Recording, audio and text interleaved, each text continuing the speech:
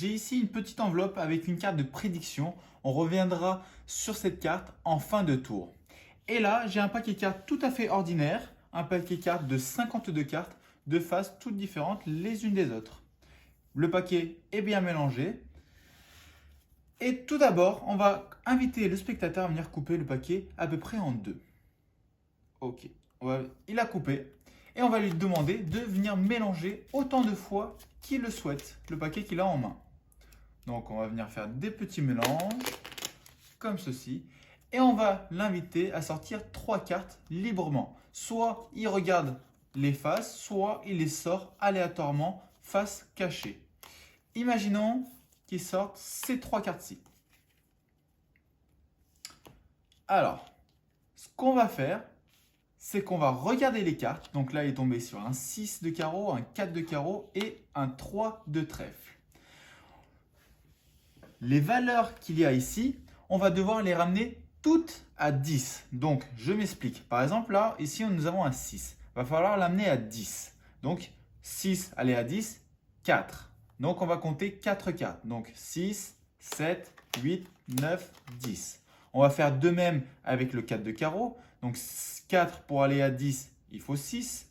Donc, 4, 5, 6, 7, 8, 9, 10. Et enfin, le 3, pour aller à 10, il faut 7. On va compter 7 cartes. Donc, 1, 2, 3, 4, 5, 6, 7.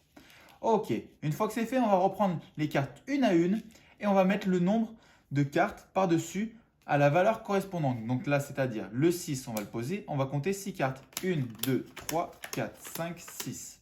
Là, 4, on va compter 4 cartes. 1, 2, 3, 4. Et enfin, le 3, on va compter 3 cartes. 1, 2, 3. Après tous les mélanges qu'il a fait, il a sorti 3 cartes aléatoirement. On aurait pu avoir des valeurs toutes différentes. Donc, ça nous a donné une carte. La carte du dessus qui est un 5 de carreau. On va revenir sur l'enveloppe qui est là, dans le coin du tapis depuis le début du tour. Ce qui serait vraiment incroyable, c'est que la carte de prédiction qu'il y a dans l'enveloppe, ça soit exactement la même carte sur laquelle le spectateur est tombé.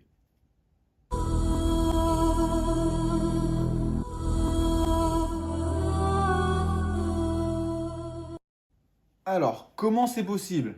Eh bien, en fait, c'est tout simple. Vous allez devoir vous munir d'une carte qui provient d'un autre paquet et une carte, donc une paire identique de 2 paquets différents. Donc ici, par exemple, j'ai pris le 5 de carreau. Vous pouvez prendre la carte que vous souhaitez. Le 5 de carreau, je vais le mettre dans la prédiction, en vue de tous, juste au coin du tapis. Et ce 5 de carreau qui correspond au paquet, vous allez le poser en 34e position. Alors pour ça, vous allez prendre le 5 de carreau, le mettre sur le dessus du jeu face à vous. Donc vous allez compter 34 cartes. Ne me demandez pas pourquoi, c'est comme ça, le tour il est automatique et il faut compter 34 cartes. Donc 1, 2, 3, 4, 5, 6, 7, 8, 9, 10, 11, 12, 13, 14, 15, 16, 17, 18, 19, 20, 21, 22, 23, 24, 25, 26, 27, 28, 29, 30, 31, 32, 33 et 34. Une fois qu'on a 34 cartes dans notre main, on va venir les poser sur la table et recouvrir avec le reste du paquet. Et là, la préparation du tour est terminée. Donc bien sûr, vous pouvez montrer les cartes, les dos des cartes, tous les dos correspondent. Et montrer la face des cartes car il n'y a aucune préparation visible. Que vous ayez préparé le 5 de carreau à la 34e place, c'est invisible. Donc le paquet est totalement mélangé, donc vous pouvez directement enchaîner. Vous allez demander au spectateur de venir couper le paquet à peu près à moitié. Attention à bien inciter le spectateur soit à venir prendre un petit paquet, soit à venir couper la moitié. Attention à qu'il n'aille pas dans les 2 tiers du paquet. Parce que c'est là où il y a la préparation. Une fois que c'est fait, vous allez lui proposer de venir mélanger le paquet autant de fois qu'il veut. Car il n'y a aucune préparation. Et là, le tour se fait tout à fait automatiquement. Et il y a différents cas possibles. Le cas de la démonstration où il y a eu 3 valeurs en dessous de 10. Ça, c'est le premier cas. Donc, vous faites exactement ce que j'ai fait en démonstration.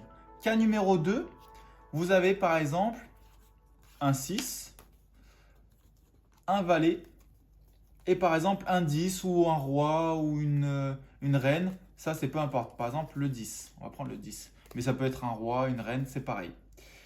Une fois qu'il a sorti les 3 cartes, vous allez venir remettre le paquet par-dessus.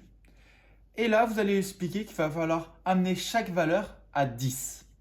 Donc, par exemple, ici, le 6, tout simplement, vous allez compter jusqu'à 10. Donc, 6, 7, 8, 9, 10.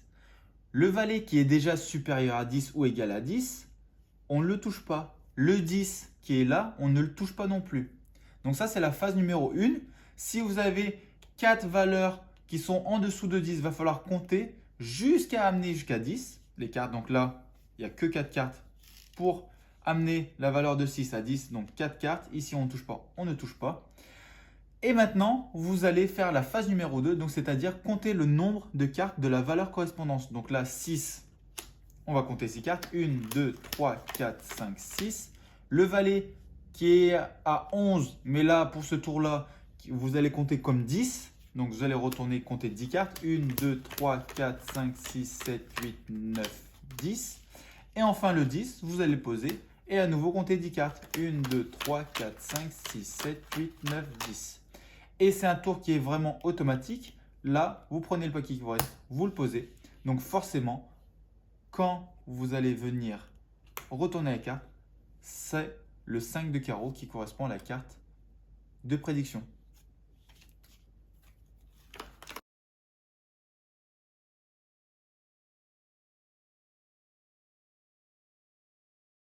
Cas numéro 3. Donc, il prend un paquet, il mélange, il va sortir par exemple une dame, un 8 et du coup, allez, un 3. C'est vraiment aléatoire. Normalement, il sort les cartes aléatoirement du paquet. Donc là, c'est la même chose ici, sauf qu'avec une configuration différente. Il va falloir rapporter les valeurs à 10. Donc le 8, pour aller à 10, il en faut 2. Donc 1, 2.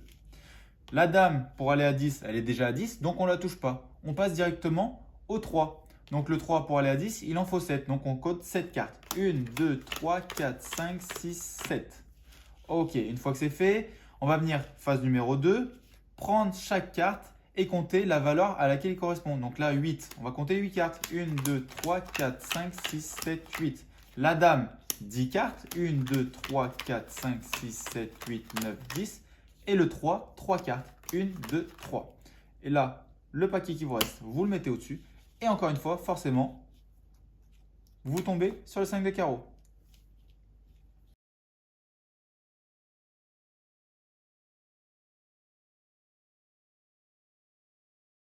Allez, dernier cas. Donc, il prend le paquet, il mélange et par pur hasard, il vous sort 3 cartes au-delà de 10 ou égal à 10. Donc, par exemple, comme ceci. Vous posez le paquet. Dans cette configuration-là, chaque carte est supérieure à 10. Donc, vous allez oublier la première phase de mettre à niveau, donc de mettre la valeur à 10, de rapporter la valeur à 10. Étant donné qu'on n'a que des cartes supérieures, vous allez partir directement sur la deuxième phase. Donc, vous allez prendre une carte, compter 10 cartes. 1, 2, 3, 4, 5, 6, 7, 8, 9, 10. Prendre la deuxième carte, compter 10 cartes à nouveau. 1, 2, 3, 4, 5, 6, 7, 8, 9, 10. La dernière carte, pareil. 1, 2, 3, 4, 5, 6, 7, 8, 9, 10. Et là, vous prenez le paquet, vous le posez sur le reste du paquet. Et donc forcément, la révélation de fin, vous montrez le 5 de carreau. Et forcément, vous revenez sur la préparation que vous avez fait depuis le début. Vous montrez la prédiction et c'est aussi un 5 de carreau. Ce tour de magie, il est juste dingue parce qu'en effet, le spectateur peut tomber sur des valeurs toutes différentes les unes des autres. Et malgré ça, vous allez tout de même tomber sur la carte de prédiction que vous aviez depuis le début du tour.